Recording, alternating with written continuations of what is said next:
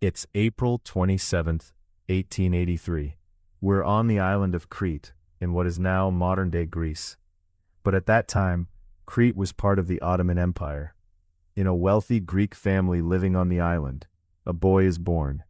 They name him Nicholas Andreas Dandolos, better known as Nick Dandolos, or simply Nick the Greek. This is the story of the life of one of the most famous gamblers in history. As we mentioned, Nicholas was born into a wealthy family.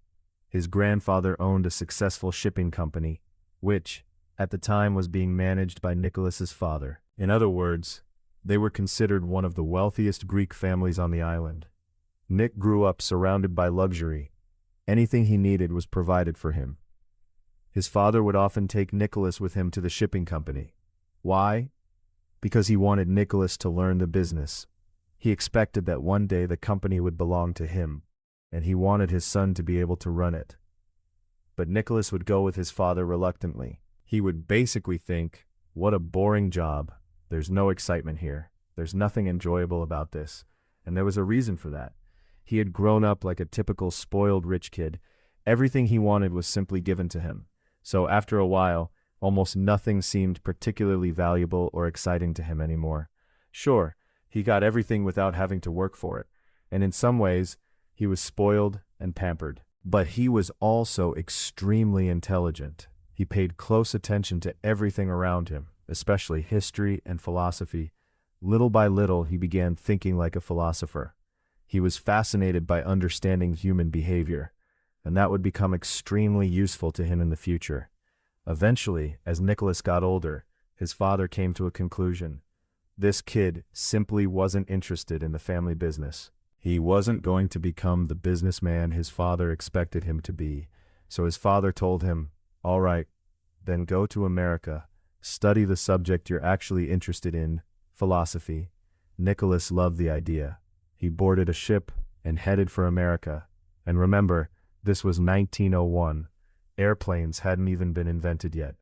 When Nicholas arrived in America, his father arranged a weekly allowance to cover his expenses. $150 a week.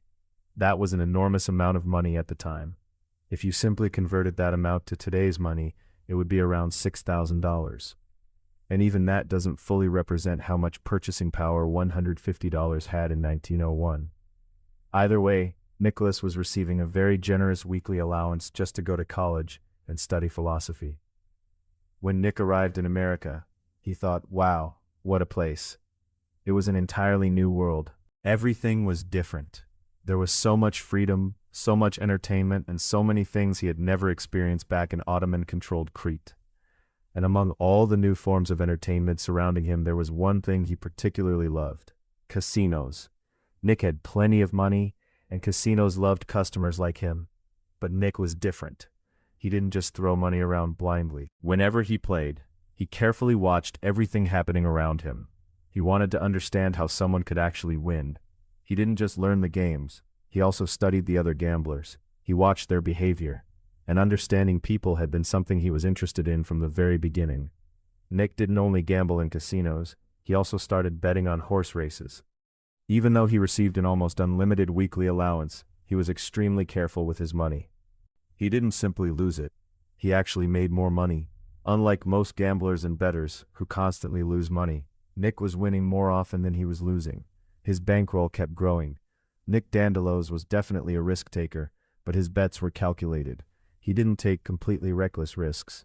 He had a famous philosophy: it's okay to lose big, as long as you win bigger. It didn't take long before Nicholas had won hundreds of thousands of dollars.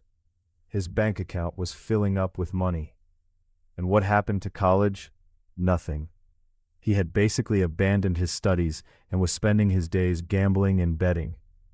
His family had no idea that he had practically given up on his education and was spending his time gambling instead.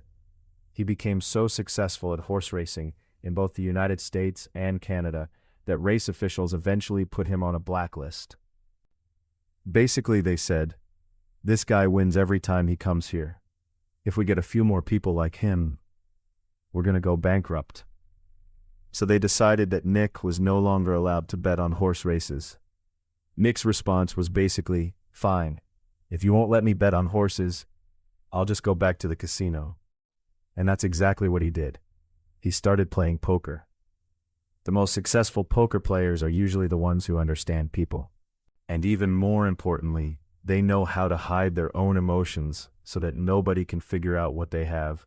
What do we call that?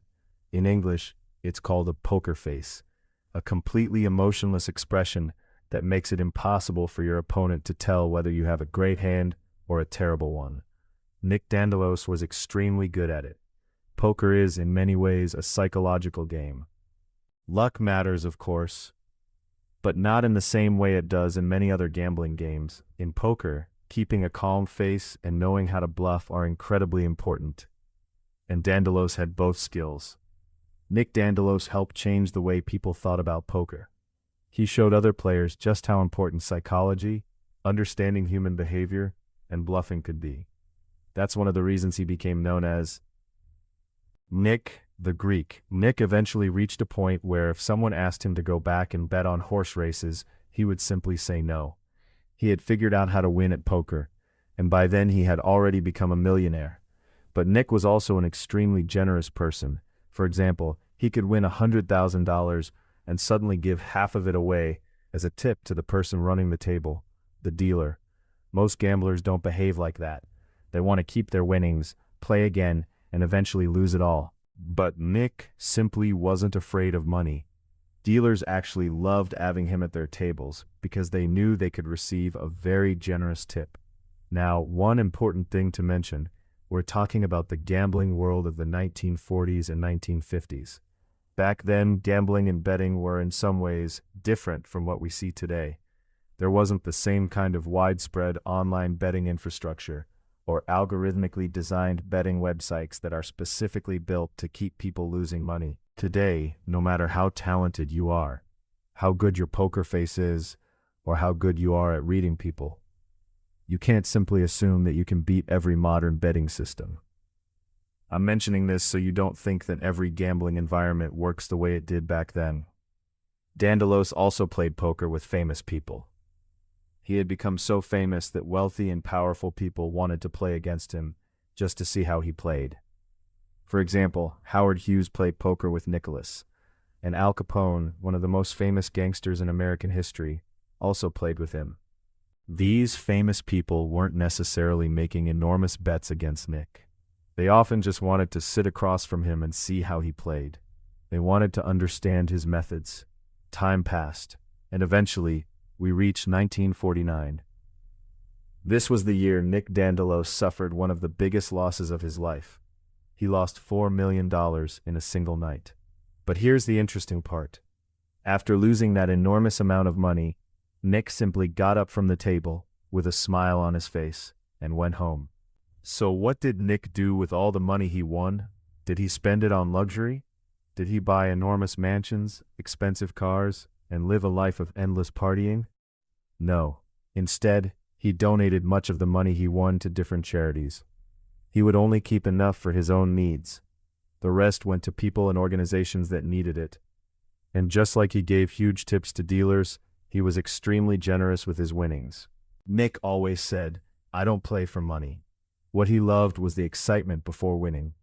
That moment when he put the winning card down on the table, that was what gave him the greatest pleasure.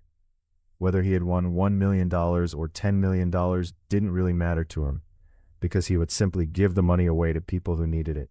So in a way, you couldn't really think of Nick the Greek as a typical gambler. Typical gamblers lose a lot. And when they do win, they usually don't want to give their money away. They become greedy. But Nick was different. Eventually, time passed and Dandolos reached his 70s. And slowly he began losing some of the skills that had made him so successful. His memory wasn't as sharp as it used to be. He could no longer rely on all the tricks and strategies he had developed throughout his career.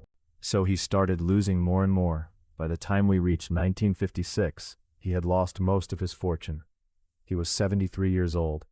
You might think he would be devastated, that he would be depressed about losing so much money. But honestly, he didn't seem to care. Even after losing most of his fortune, he would still go to the casino and sit at a $5 poker table. And he enjoyed it just as much as he had enjoyed playing for millions of dollars. For the next several years, he continued playing small games, small bets, small tables, nothing compared to the enormous games he had played in his prime. He was basically playing like a retired gambler. He would play for a while, enjoy himself, and then go home. This continued for years. Eventually, as he got older, he stopped playing altogether. And then we reached 1966. Nick Dandolos was 83 years old when he passed away. After his death, his name was eventually honored in the Poker Hall of Fame.